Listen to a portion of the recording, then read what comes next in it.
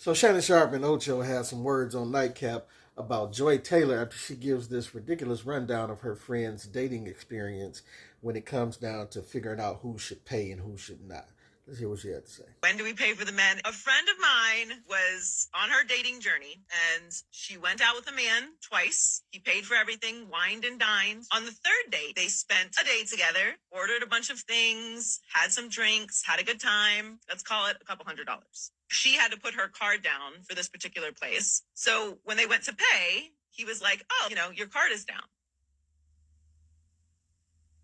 And now she didn't speak up and ended up paying for the bill. They had plans for another date. He texted her the next day and was like, I don't really see a long-term future with you. I don't really want to waste either of our times. I think you're great, but I don't want to keep our date for next week that we had planned, which I think is very respectable. Most people just ghost. So she's talking to me about it. She's like, but he did stick me with the bill. I was like, what are you talking about, stuck you with the bill? How did you leave paying? I was like, just text him and say, oh, okay, well, cool. Thank you for saying that. Had a great time too. But here's your split for Saturday. There's no possible way he thinks that she's just paying for his presence. He got upset, did not send her the split, and in fact went and sent her the receipts for the last 2 dates. A few moments later. Yeah, Ocho. Oh. So let me get this straight. Ooh. He pays for both two. Yes, sir. Nothing. She don't chime in. Yeah. She didn't speak up. But now, I stuck him for 2 bills. He stuck me for 1. Now we need to go 50-50? Oh, yeah. Listen, the game is the game. The game is Did I hear that, chat? Did I hear that right? Chat, are y'all hearing what I heard? He paid for the first 2 dates. She paid for the 3rd date. Yeah. He doesn't see anything long-term coming of it. He says, you know what? I don't want to waste any of your time. More importantly, I don't want to waste my time. So it was great, but I no longer want to, okay, fine. But he stuck me? But you stuck him with the first 2. Yeah. And you ain't have no problem with that. See, listen, again, the game is the game. Obviously, when you're dating someone, there's a 3-date minimum. After the 3rd date, you know whether you want to deal with this person long-term or if you see a future with them. He didn't see a future. That's okay. And if it was just a couple of $100, I mean, you really shouldn't need that back anyway. And if you need a couple of $100 back on a date, that means you shouldn't need to be on a date. Place. You don't need to be on no date. You don't need to be dating at all. If you got to send somebody a receipt to send you back what you spent, you not supposed to be dating. Because obviously, when I think of dating, it's the joining of two to build a foundation based on what both of y'all got going on. That's tough. That's tough. I'm just, and my thing is, Ocho, I won't start anything that I can't keep doing. Right. So this notion, let's go to Europe and let's go to that ain't do what? To impress you? No, that ain't me. Wait, go where? That was it. To Europe? Hey. The Europe? Hey, dudes do that? He's like, nah, I ain't doing that. I guess. Yeah, me. Man. I ain't got it like that. First, we ain't doing none of that Europe and all of that. This is the start to how you get to Europe. But most of you women can't get past the test of just dating, on some small stuff because y'all too concerned about not going to the Cheesecake Factory and all of this type of stuff.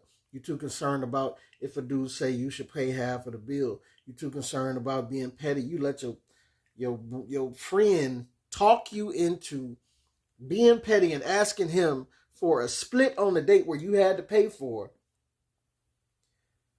But he wasn't petty to ask you to pay for the first 2 dates.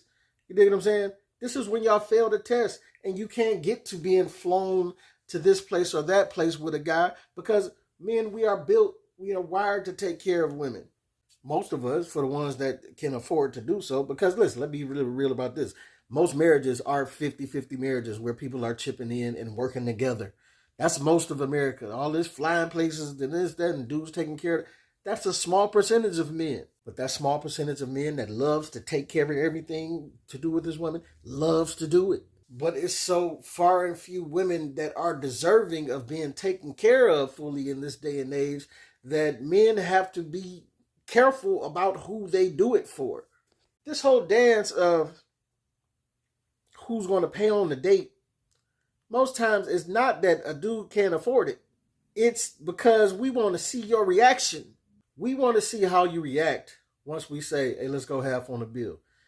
If you got a funky attitude or you start cussing us out or, I took you on the first 2 days. Yeah, can you take care of this one?